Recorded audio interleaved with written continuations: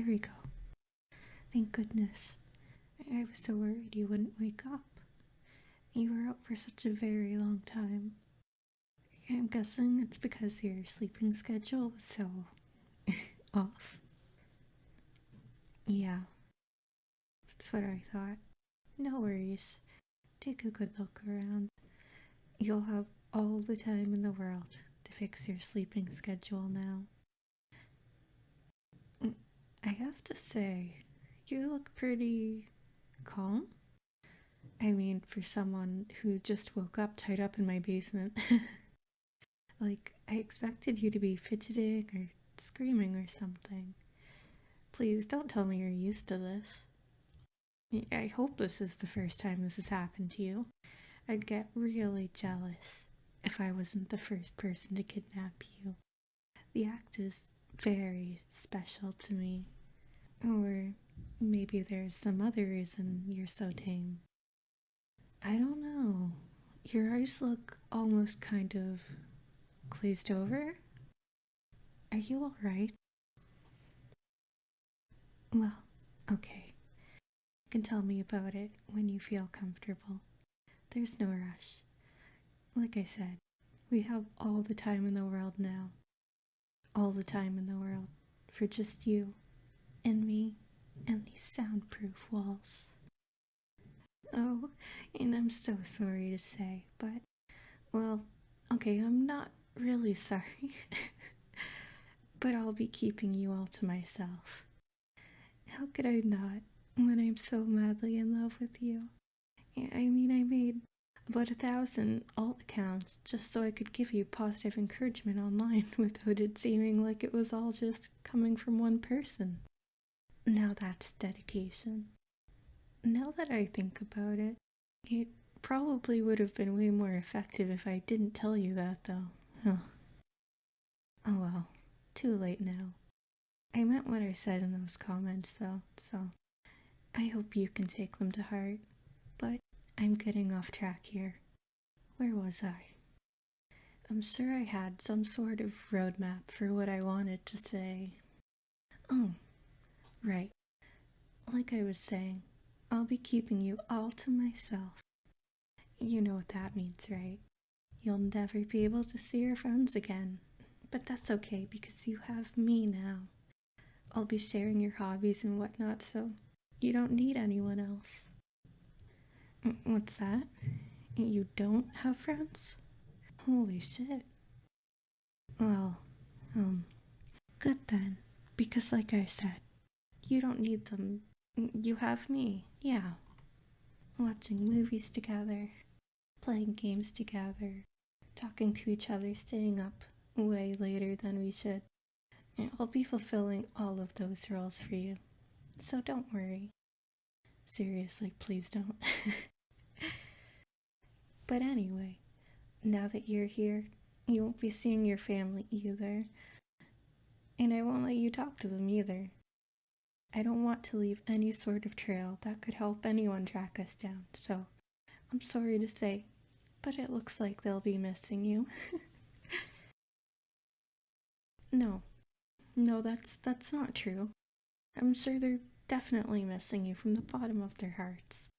You're so precious and valuable and just a wholesome little treasure.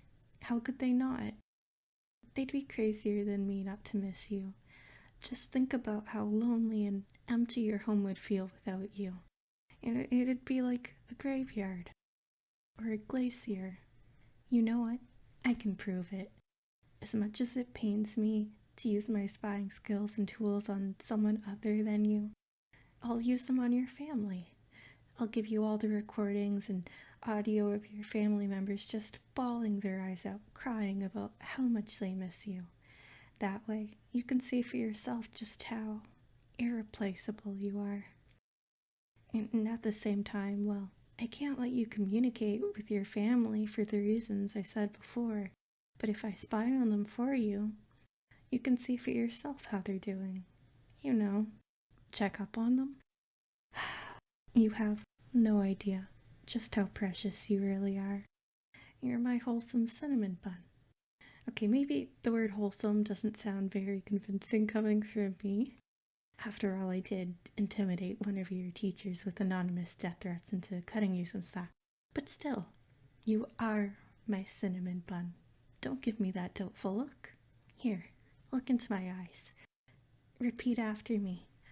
I am a cinnamon bun. Again. Good, good. Don't forget it, or I'll think of something. I always thought my threats to you would be about not leaving or cheating on me. Not this. You're so wonderful, I just sort of assumed you'd see it yourself. You're funny, you're cute. That's not true. You are cute. Cuter than cute. Bunnies and kittens wish upon shooting stars that they're as cute as you. And their wishes don't come true, obviously, because you're just so tremendously cute, they can't comprehend it. You know when you see something super adorable and you just want to hug it so hard until its eyes pop out of its sockets? That's how I feel about you. Well, I'll restrain myself though. Wouldn't actually want to hurt you. But, okay, how do I say this? Okay, I know you can't see it because you're tied to this chair and you can't really turn around, but the wall behind you is just completely covered with pictures of you. I spent a small fortune on ink just to put you all over my wall. Here, I'll show you. Just let me turn you. You know what? Never mind. I'm just gonna get you out of those ropes. There we go. You can turn around and take a look for yourself. See? I wasn't lying. And it's a big wall too, isn't it? It takes a lot of pictures to cover, and there's not a single duplicate, might I add. Would I plaster pictures all over my wall if they weren't of something so overwhelmingly adorable? I think not. And there's not just that, but I even kiss the pictures goodnight before I go to sleep every single night. It's one of my favorite bedtime routines. That is, right after listening to the audio I edited to make it sound like you were confessing to me. I have a few of those files, by the way. But hey, now that we've got you nice and free, let's take advantage of this opportunity. Come here. Give me a hug.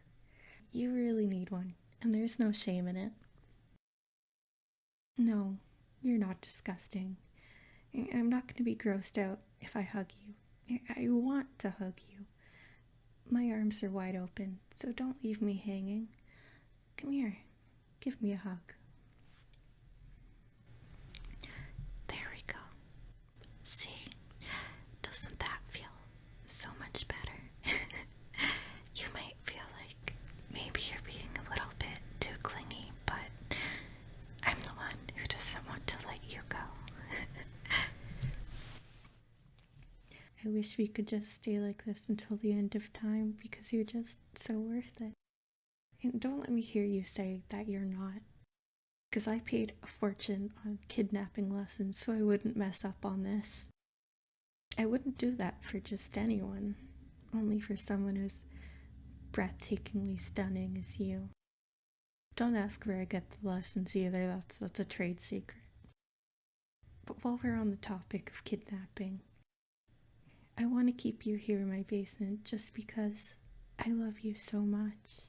Seriously, I love you. I love you. I love you. I love you. I love you.